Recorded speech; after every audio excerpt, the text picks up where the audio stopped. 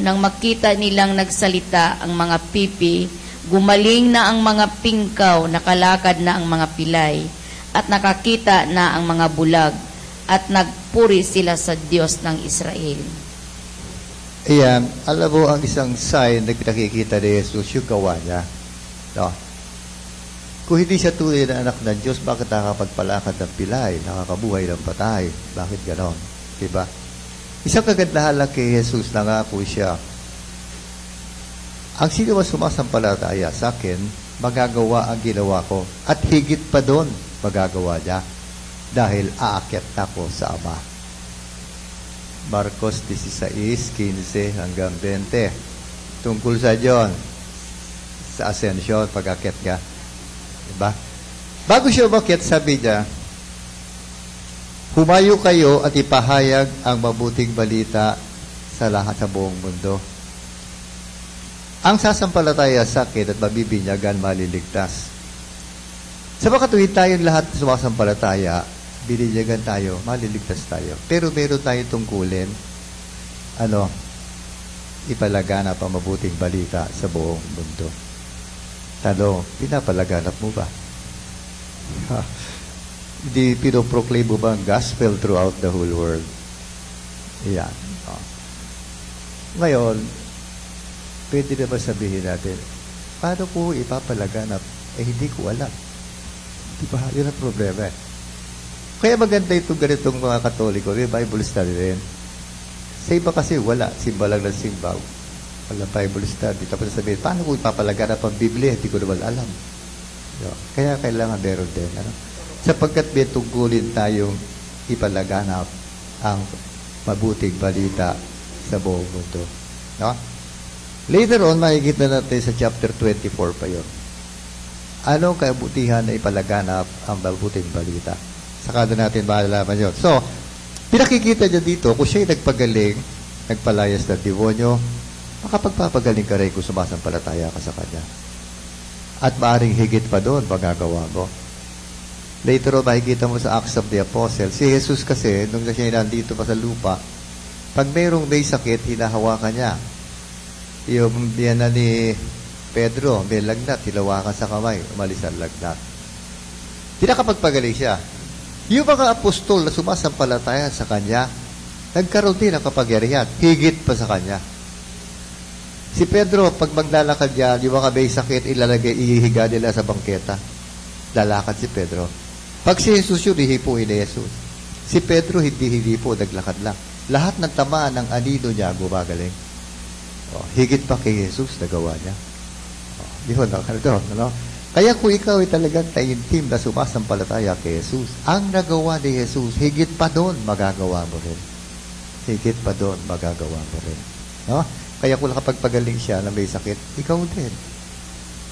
Kung nakapagpakita siya ng bulag, ikaw din. Nakapagpalakad siya ng pilay, ikaw rin. Kaya nagpalayas ng demonyo, ikaw rin. Pero guys, kanina tinawagan ako, kaso wala ako parang ngayon bukas. Sa Biyernes na lang ako tawagan. Ako ulit, pupuntahan ko yung bahay daw. Minumulto daw yung bahay kasi. Tapos nakakakita ng mga lalaki maitim, ganito, ganyan. Pinabasbasan na daw sa pare, gano'n pa rin. O sige, ako pupuntahan ko sa Biyernes na gabi yan. Exorcism yun. Maraming beses na kami nag-exorcism yun. Yung ipapalayas ng demonyo. Iba-ibang klase. May demonyo madali palayasin, may demonyo mahirap palayasin. Pero lumalayas. Ang pinakamahirap na demonyo na palayas ko 3 araw. Kaya lumatapos, paus na ako sa kasisigaw. Pero huwag ka susuko. 3 araw, lumayas din ang demonyo. Pero matagal. Pero bang madali, baka 5 minutes na lumalayas. At hindi mo isipin, biski bata. May bata din na sa akin, mga 3 taon lang yata yun. Pinasukan ng demonyo. Pindang batang yun, masayahe, nagsasalita, tawa ng tao, pagkagising. Sa umaga, gumising, ayaw huwag salita, nakagano lang. Di na sa akin, hindi po ko, may demonyo ito. Alam mo kasi, indwelling ng demonyo sa tiyan eh. Kinawakan ko sa tiyan.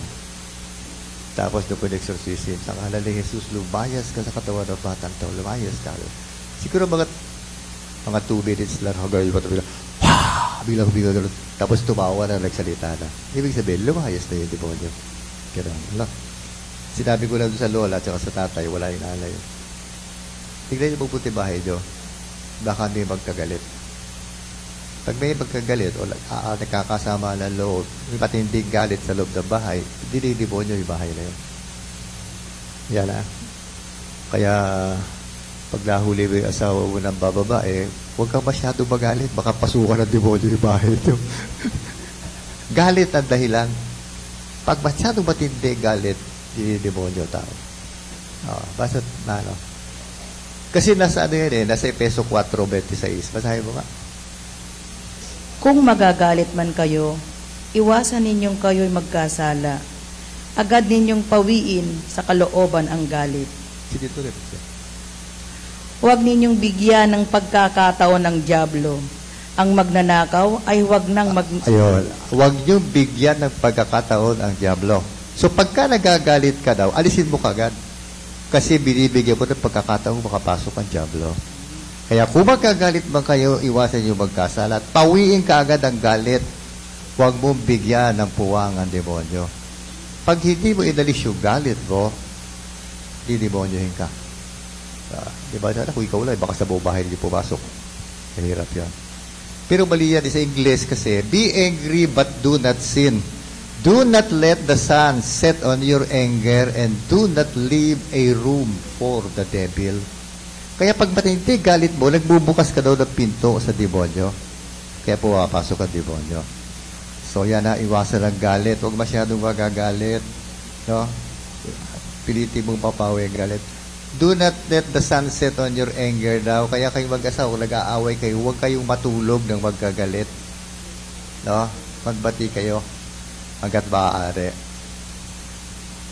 Ano sikreto ng isang samahan na mabuti? Bakit ang mag-asawa, siyempre normal, kakagalit din yan.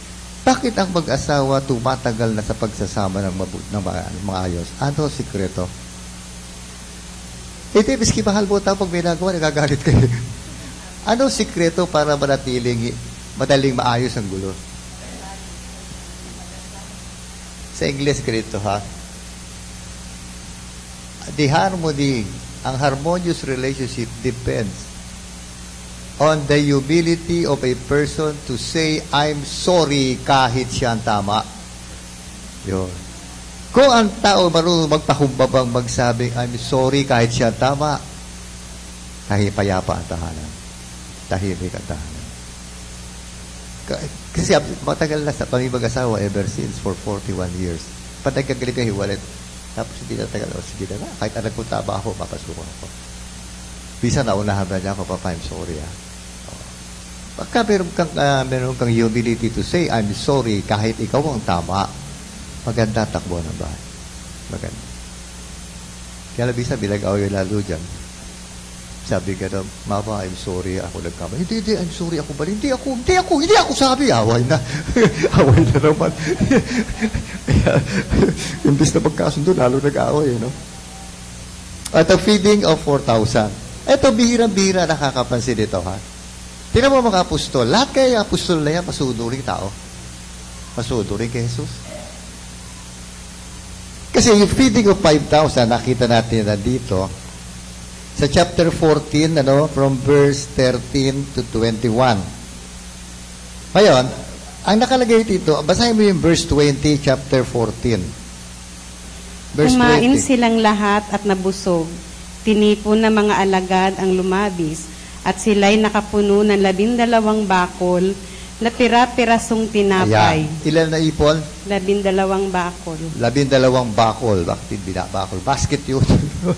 Ewan ko, malalim na Tagalog yung bakol. Tignan naman natin itong feeding of 4,000. Tinatawag ni Jesus ang kanyang mga alagad at sinabi, Nahahabag ako sa mga taong ito, sapagkat 3 araw na ngayong kasama ko sila, at wala na silang makain. Hindi ko ibig na sila'y paalising gutom, baka sila'y mahilo